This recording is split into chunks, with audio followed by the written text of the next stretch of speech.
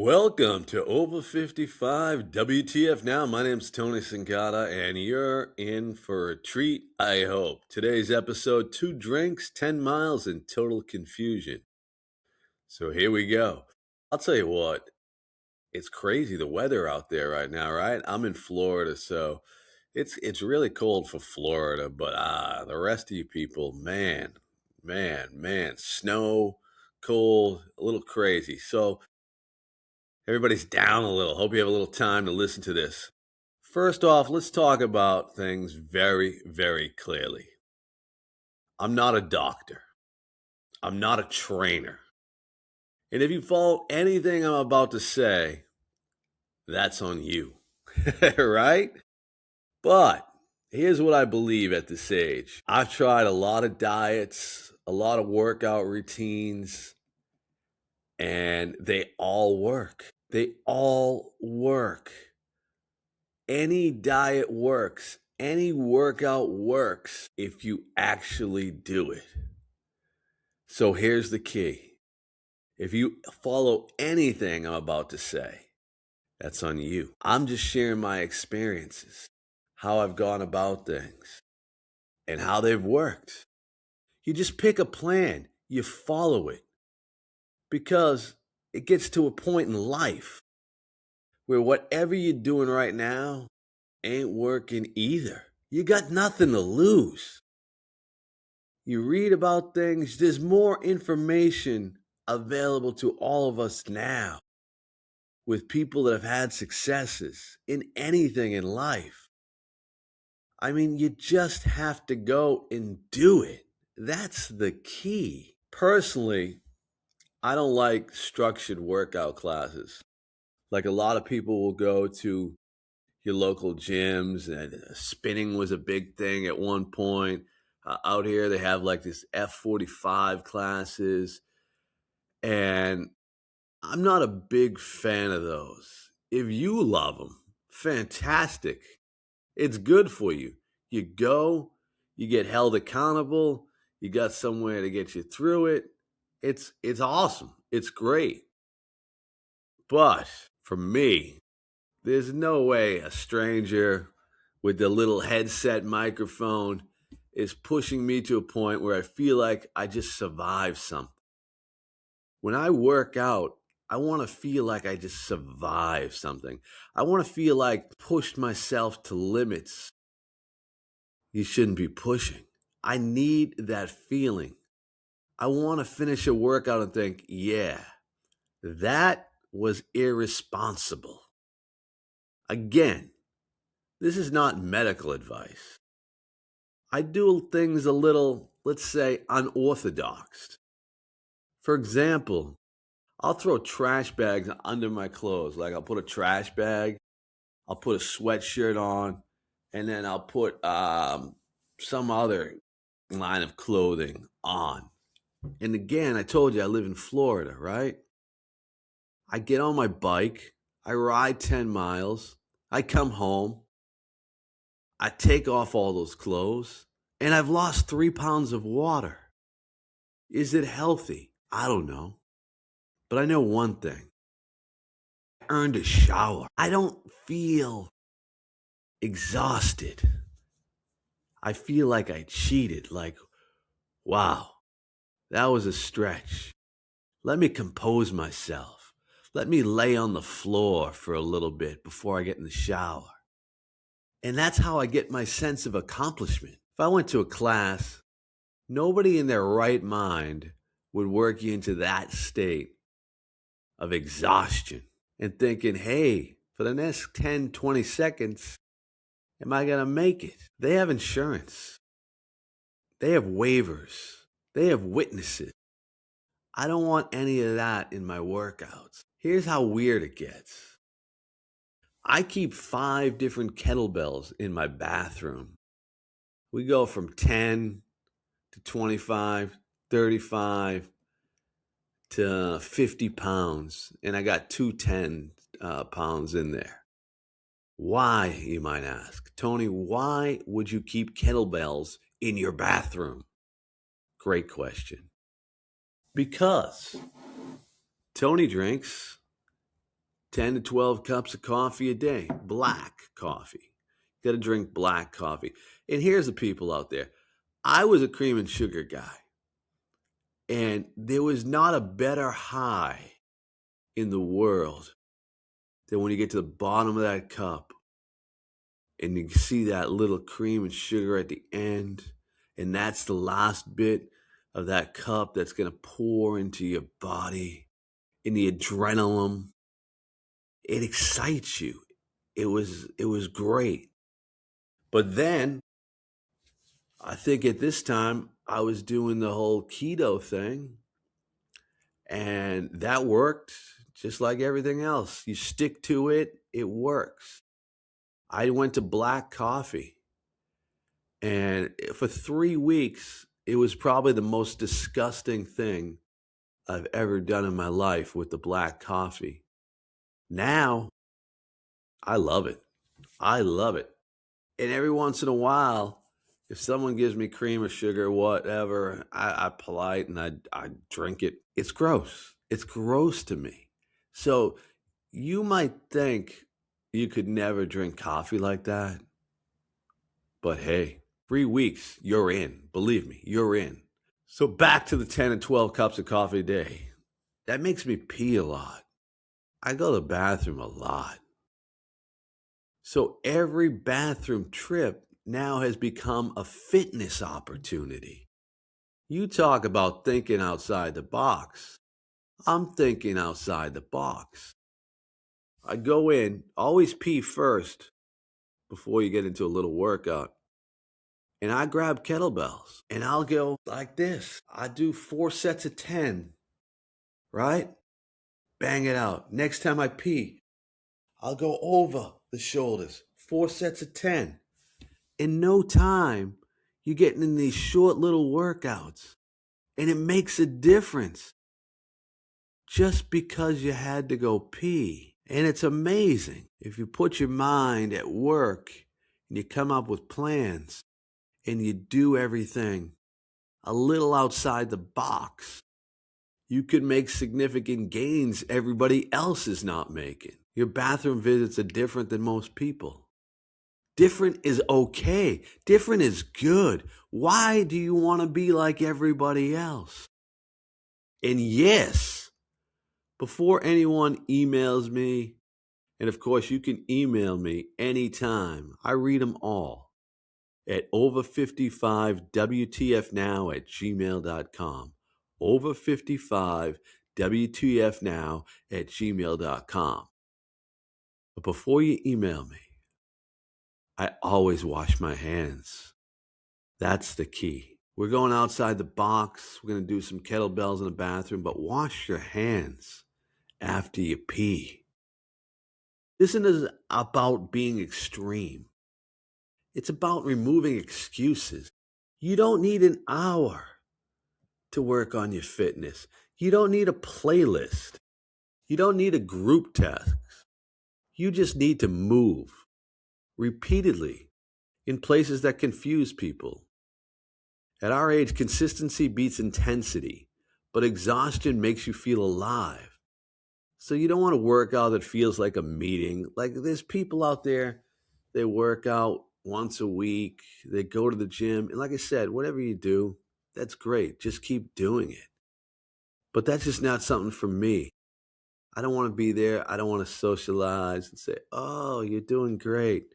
Oh, you can do this. No, I don't really care. Just do whatever you got to do. I want a workout that I feel like I barely escaped. Like that was crazy. I got to regroup myself and hope I'm still breathing in 5 minutes. That's crazy, but it works for me. And I feel like I have to accomplish something. If my body is not in limbo for a little bit, I feel like I didn't work hard enough. So just know this, the best workout is one that you actually do. That's all it is. Whatever pace, you don't have to be as crazy as I am. You just go and you do it. You commit to something and you do it. That's the whole key. It can be one of these carnivore diets, You could be on one of the Atkins diets. You can count your calories. It doesn't matter. They're all going to work. Just do it. Even if it's weird, even if it's in a bathroom, especially if it's weird.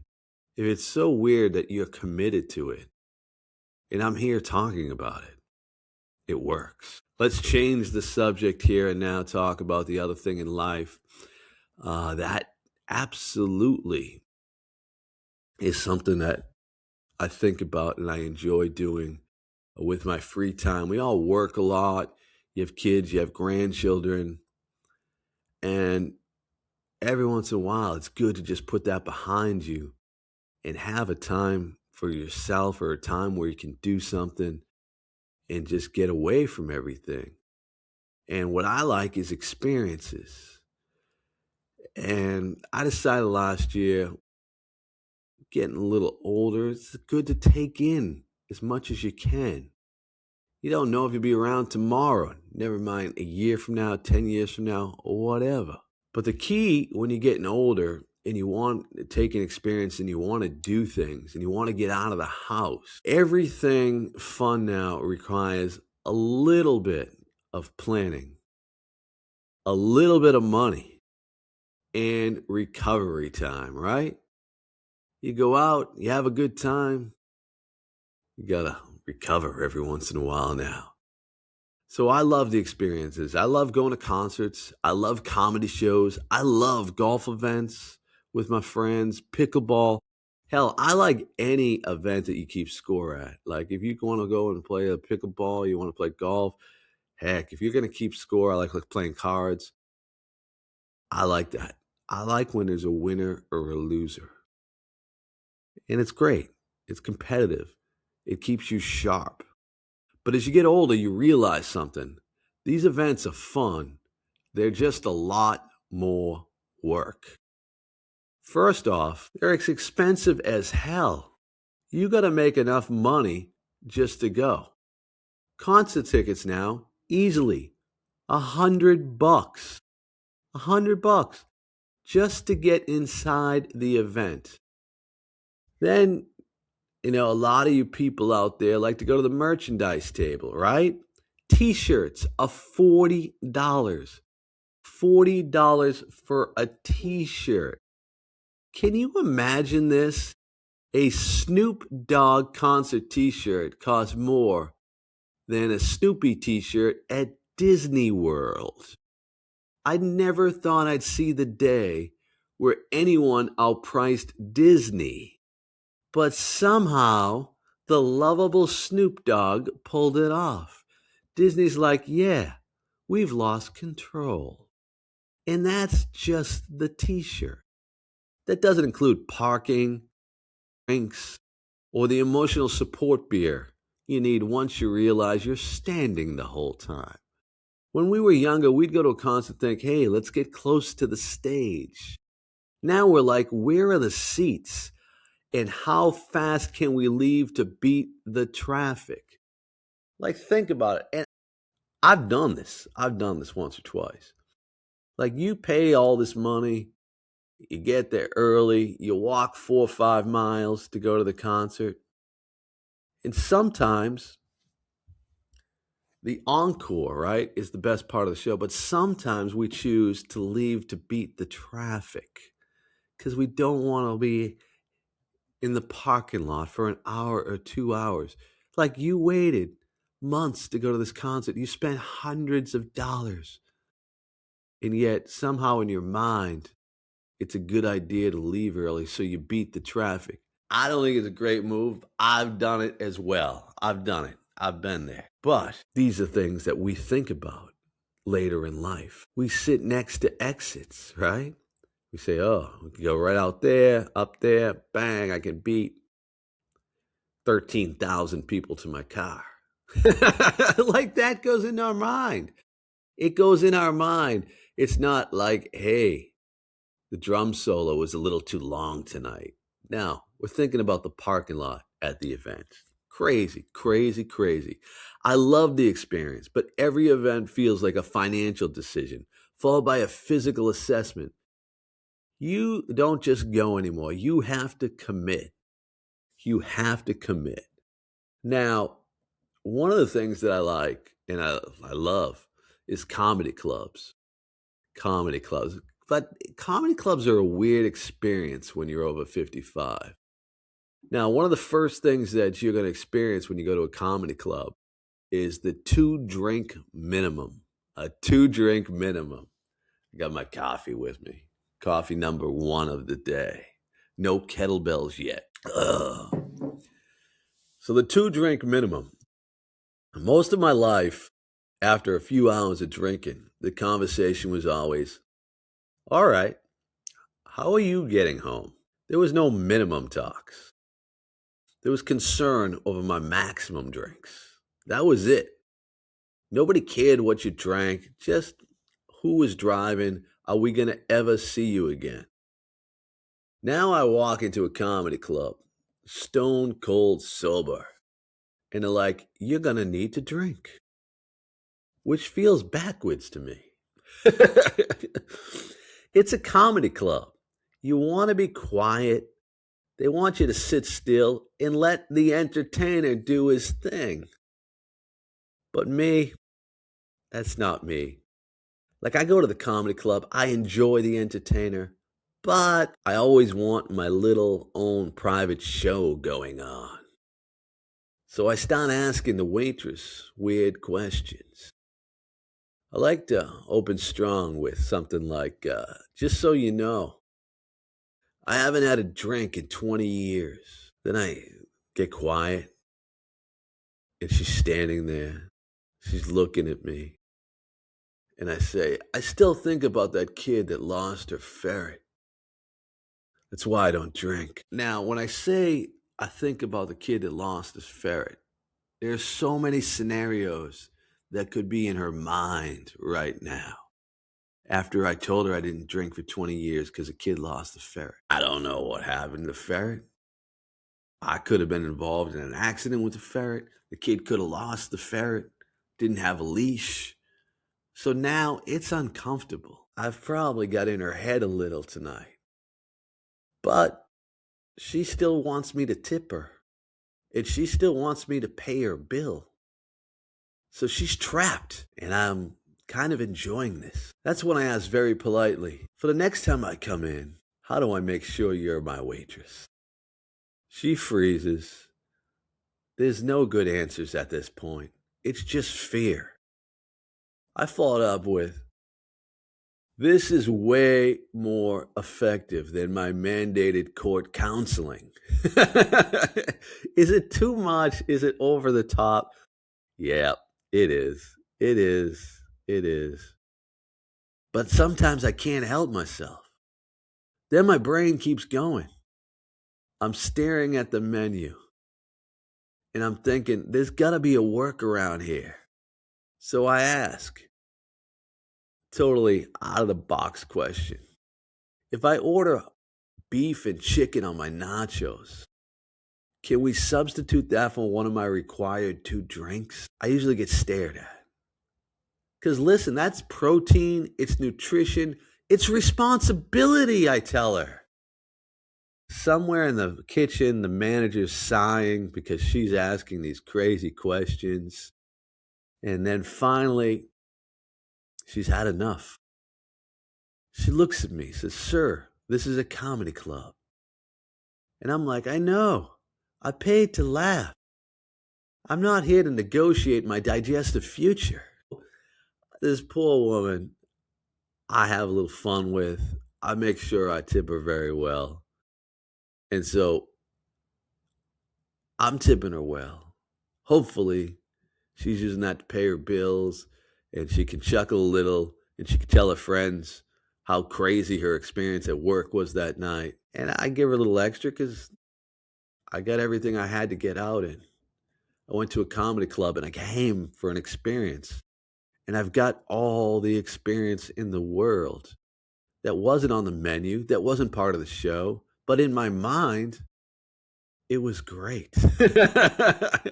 I don't need alcohol at the comedy clubs. I just need a little hydration, a nice chair with the proper back support in a bathroom. So I sip one drink for the entire show. I eat my nachos like a grown man. And I sit near the aisle. Because at this age, the best seat in the house is the closest one to the bathroom. If you enjoyed this episode of Over 55 WTF Now, don't forget to like, subscribe, and share. You got thoughts, you got questions, you got stories from your own over 55 adventures. Email me at over55wtfnow@gmail.com. I read every one of them. Over55wtfnow@gmail.com. This is the podcast. We talked about working out today. We talked about experiences, how Tony makes his experiences a little more than's on the ticket. Over 55 WTF Now. We'll see you next week.